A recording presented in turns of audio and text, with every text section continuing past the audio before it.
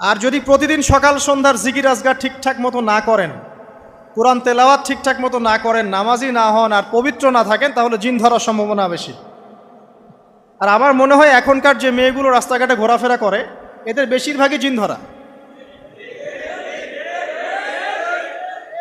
কারণ আছে, এমনি এমনি বলি নাই। এটা আপনাকে বুঝতে হলে আল্লাহ এবং তার রাসূলের চোখ দিয়ে দেখতে হবে তো। কারণ তাদের চালচলন স্বাভাবিক না, কিছু একটা ওদের উপর ভর করেছে।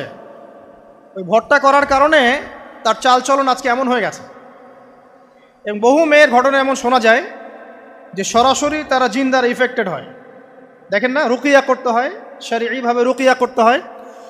তো খেয়াল রাখবেন, সকাল সন্ধ্যার জিকির আজগার ঠিক রাখবেন, কোরআন তেলাওয়াতটা ঠিক রাখবেন, নামাজি হবেন, পাক পবিত্র থাকবেন, জিন আপনাকে কোনো ক্ষতি করতে পারবেন না ইনশাআল্লাহ।